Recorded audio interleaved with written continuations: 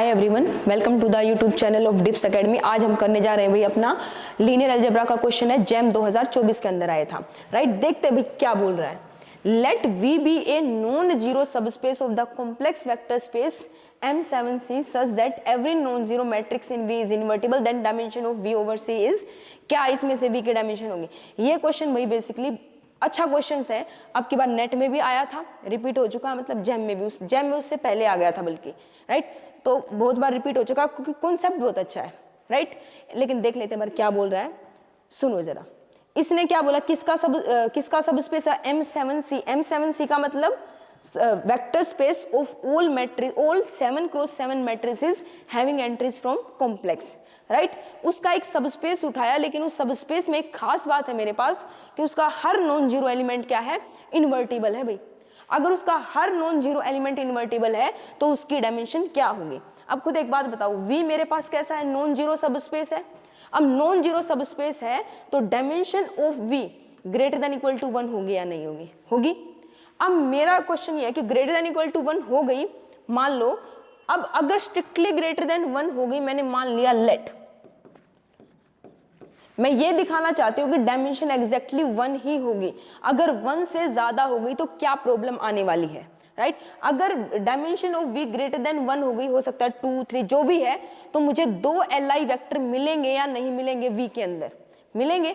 तो this implies there exist A, B belongs to V such that A is not equals to alpha B भाई।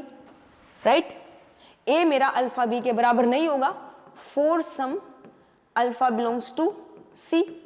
Right, तो ये है अपनी linearly independent की डेफिनेशन। तो दो वेक्टर ऐसे मिलेंगे जो क्या होंगे, लीनियरली इंडिपेंडेंट होंगे। यहां से क्लियरली मालूम चल रहा है A माइनस अल्फा B किसके बराबर नहीं होगा, 0 के बराबर नहीं होगा। अब दूसरी बात और एक और, A अगर मेरा V में है, B अगर V में है और ये सबस्पेस है, तो क्लियरली मालूम चल रहा है A माइनस अल्फा B मेरा किसके अंदर बिलोंग कर जाएगा, V के अंदर। राइट, अब इसके ऊपर चर्चा करते हैं भाई। इसके डिटरमिनेंट की अगर बात करूं, let determinant of A minus alpha B, अगर इसका डिटरमिनेंट आप फाइंड आउट करोगे तो अल्फा के अंदर एक पोलिनोमियल आएगी या नहीं आएगी, आएगी। उस पोलिनोमियल को मैंने नाम दे दिया P अल्फा। राइट, ये अल्फा के अंदर एक पोलिनोमियल है, कितने डिग्री की बनेगी, 7 डिग्री की बनेगी। राइट, 7 डिग्री की पोलिनोमियल, ज्यादा 7 की बनेगी ना, 7 डिग्री की पोलिनोमियल बनेगी हमारे पास। और इसकी कोफिशिएंट्स कहां से होंगे, अपने कॉम्प्लेक्स से होंगे। तो सीधा सीधा मालूम चल रहा है एक रूट तो मिलेगा ना, कम से कम इस पोलिनोमियल के पास एक रूट तो मिलेगा ना।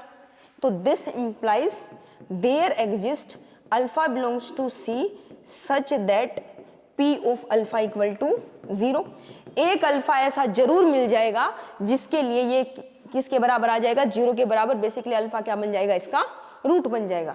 अगर जिस अल्फा के लिए ये 0 आया है तो इस इधर से determinant of A minus alpha B किसके बराबर भाई, 0। अगर डिटरमिनेंट 0 है तो A माइनस अल्फा B क्या हो गया, इज नॉन इन्वर्टिबल। इन्वर्टिबल नहीं है, लेकिन ये तो गलत बात हो गई। A माइनस अल्फा B कहाँ का मेंबर है, V का मेंबर है, प्लस नॉन जीरो है। क्वेश्चन क्या बोलता है, हर नॉन जीरो एलिमेंट V का क्या होगा, इन्वर्टिबल। ये तो नहीं आ रहा इन्वर्टिबल, इसका मतलब जो मान के चले थे वही गलत है।